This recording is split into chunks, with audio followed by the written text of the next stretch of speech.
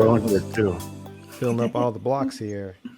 Uh, Welcome to all our panelists, those who we have a few lightning talks and a few Narwhalians also. So Katerina, welcome. you're just lucky that I'm not at home because I could way out cute you With the pigs. with my baby pigs. Don't tempt him. He's brought everything else on the live stream. Now he's gonna go get Cheddar or one of the other ones and bring them out here also. And then we're gonna have Cheddar, a big. I can't quite pick up like Katerina's picked up Malone. That's the babies, I feel. They squeal a lot when you pick them up. Mm-hmm. They don't like it. All right. Thank you, folks in Europe, Katerina and Radosh, for staying up so late for the panel. Brandon and Caitlin wanted to schedule earlier, but I said, no, let's make it a little later, have a little more fun with it. Thank you for taking the heat for that one, Jeff. I appreciate that. Mm-hmm.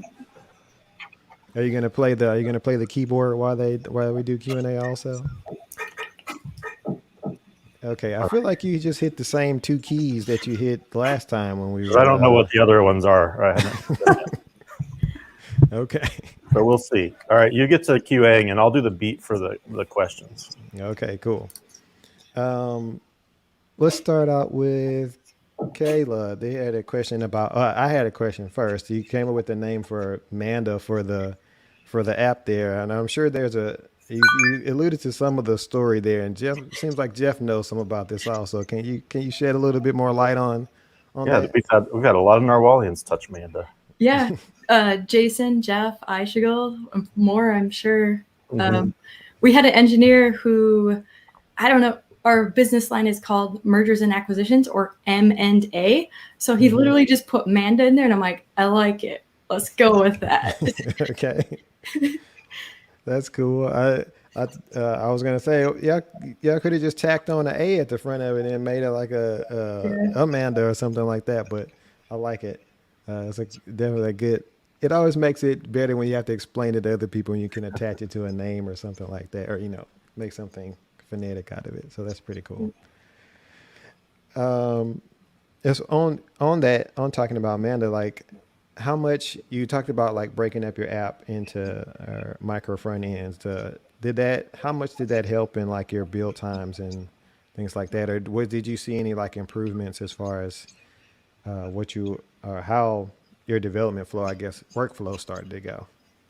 For the teams that have cut over to the micro fronts, they get huge improvements. Most of the time, they don't have to run the large app unless they're debugging something.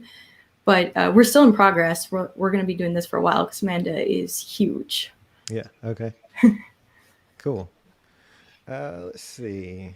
I have a question for Erik here.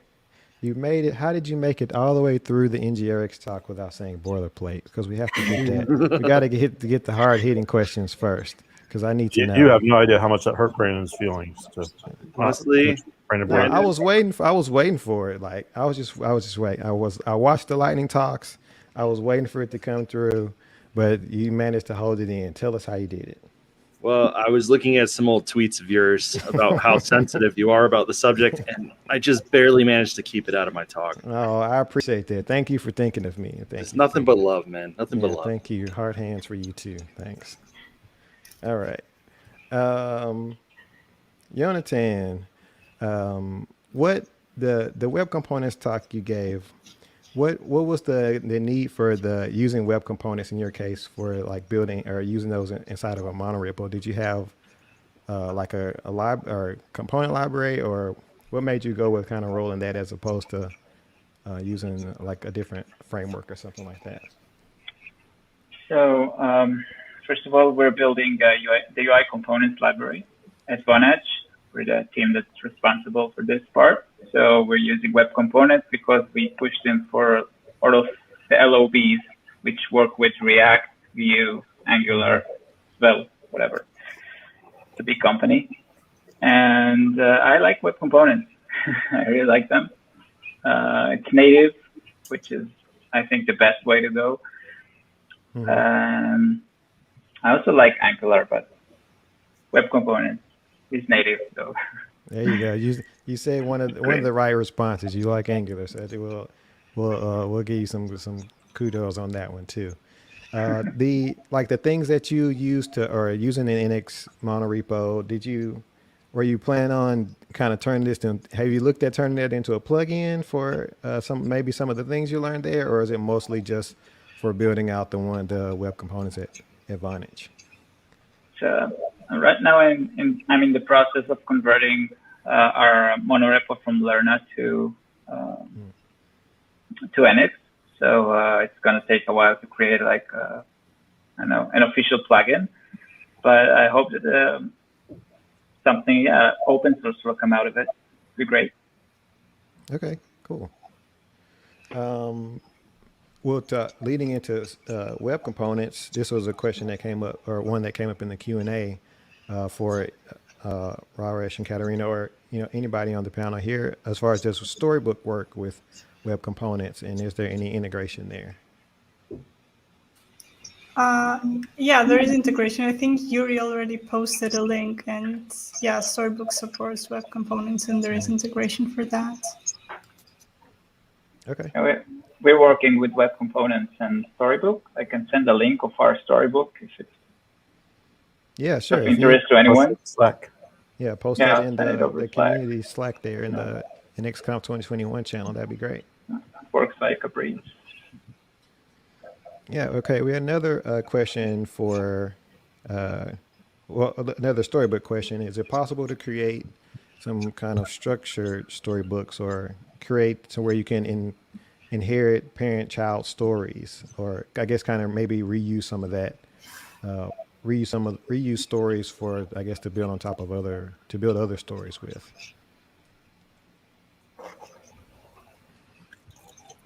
Yeah. Do you want to take that, Katerina? Like, is that the composite stories? Yes. Yeah. We also posted a link about that. There is, so if you open that link that explains how to assemble a composite components, you can actually do that in a story, and you can actually use this feature and create a composite component and use that in a story. And I don't know what more to say on that. Mm-hmm. And I wasn't sure if the question was referring to this, but you can, inside Nx, you can create storybook libraries that pull in other stories within the workspace. So you can create like however many storybook configurations you want that just pull in different libraries, and you can group them in that way. So you're not limited to having storybook configurations for each library. You can even group multiple libraries together inside a bigger storybook if you want. Mm-hmm. Okay, very cool. Another yeah, go ahead, Jeff. Another good one on the storybook topic was you generate an E2E application to test your storybook button. Is it recommended to create a separate E2E app for each UI element, or group them, or how do you go about it? Yeah, so that's a good question. I started with that for the demo just so I could show you the complete flow from like start to end, creating the library, adding a storybook config.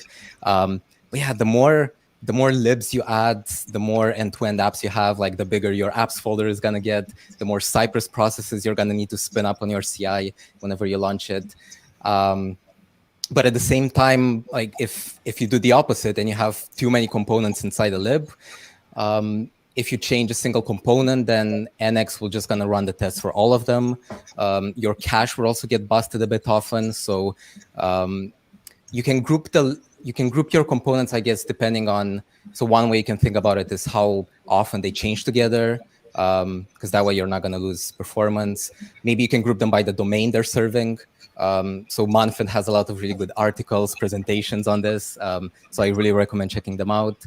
And yeah, also check out Zach's talk tomorrow, because I think he's going to talk about the balance between libs that are too large and too small. And this might apply to this question as well. With right, the pressure's on, Zach. Of course. That's and another point on top of that is with NX, we have so many optimizations with parallelization and affected and caching to where your builds become as like if you implement everything, your builds are as long as your longest indivisible task. And a lot of times end-to-end test suites are the longest indivisible or longest task, not necessarily indivisible. So if that is the case for you, like your E2E test, the longest running task, then you could, like a component library is a great opportunity to split it because there tends to be no state or anything like when testing with services and things like that, that there could be some state. So you could consider breaking it up. Maybe not each component having one. That may or may not make sense for you, but that is one thing to think about. Sorry, I know that's like a faux pas for the host to say or to pretend to know anything or advice. So that's the last time I'll do it. They said they're the experts. That's why we bring Yeah. them on to hit them with the hard questions and throw some banter in there along the way. Exactly. Okay. All right. I got another question for lead Radish with the questions. Okay, there you go. I'll throw another softball out here, and anybody can answer this one, but it's another NgRx question because I got NgRx questions for days. Erik, you talked about using facades with NgRx, so tell us why you prefer those so the other people can enjoy. This is a loaded question. I promise I won't judge you on camera, so feel free to. Yes, I promise. Feel free to answer freely. I like facades because they allow me to inject specific parts of my store in all of my components and decouple the components from NgRx, which just feels cleaner to me. Mm-hmm. I don't use it for the reason why they're in, like, a facade comes from like the Gang of Four pattern, right? And it's supposed to decouple things, and that's why I like it. But I don't use it because I want to switch out from NgRx because I'm kind of drank the Kool-Aid on that, and I like it a lot. And NgRx store effects and component store, I don't know. I feel like they're the strongest players in the market right now for the Angular state management. Mm-hmm. Yeah, I think that component store seems to be on the rise from what I see as far as usage and like workshops or just from looking on Twitter and things like that. A lot of people are, if not moving to a component store, definitely making more use of that. And I think I want to say we used it in the workshop also. Maybe Rarish can correct me, but I thought I saw it sprinkled in there somewhere. Yeah, I'm not sure. Maybe in the first day. Yeah. If not, we should add it. Yeah, definitely. I did have another question about macro front ends for Kayla and Manfred kind of talked about this earlier about like the complexity factor of it to where you're basically taking one app and like blowing it up into n number of apps or things like that. So, what kind of things or ways did you kind of manage that complexity for maybe when you're trying to like onboard people to the new, or I guess you're still onboarding people to the new kind of platform or whatever. But can you talk about like kind of that process of making that, even though it's a complex system, how you kind of explain that to onboard new people? That's a great question because that gets into the people side, and we have a lot of teams. So we actually had a small architecture team that I was a part of that designed the architecture. We POC'd everything. We did a couple of examples to figure it out. And then we took that back to our communities of practice and demoed it. We did tons of demos, like every week. We got them into the weeds, even though they weren't really doing it for their day-to-day. And then when we convinced product that we needed to do this, now various teams at a time are going through that learning. And then we have three or four of us that kind of rotate around and really help people out with this until we get critical mass. And there's a few tools we use. Manfred wrote some, I believe, Angular extensions elements like lazy loading, a whole bunch of niceties in the ecosystem. Yeah, Manfred, I didn't ask him this during his Q&A, but I was going to ask him, how does he find the time and like the effort to just keep building on top of these things? Started out with NGX Build Plus and to get custom Webpack configs in there. Now he's moved on to Module Federation. He's just building a bunch of nice integrations there. He's in Austria where Red Bull is headquartered. Oh, okay. Are we sponsored by Red Bull now?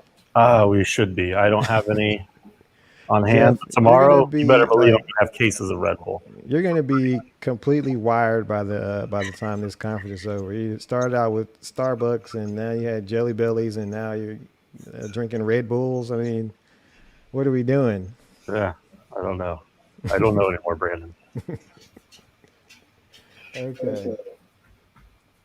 I think that was all we had for questions for Q&A at least. So I think we can move on from there. Yeah, and there were a couple more questions that might be hard to answer on here, but I think we're in the Slack. Raresh and Katerina, maybe if you could reply to those in the Slack, like one about the structuring inheritance with parent-child stories, unless you maybe have an answer offhand. But we talked about. I think we talked about that one. That was did you? Yeah, it was the composite. Oh, I was totally listening. I wasn't just staring at my. You got your two of your favorite Narwhalians in here. You're not even listening to the answered questions. I mean, I've been up sleep deprivation. I'm going to be well rested tomorrow, so I'm sorry to everyone today who got sleepy Jeff.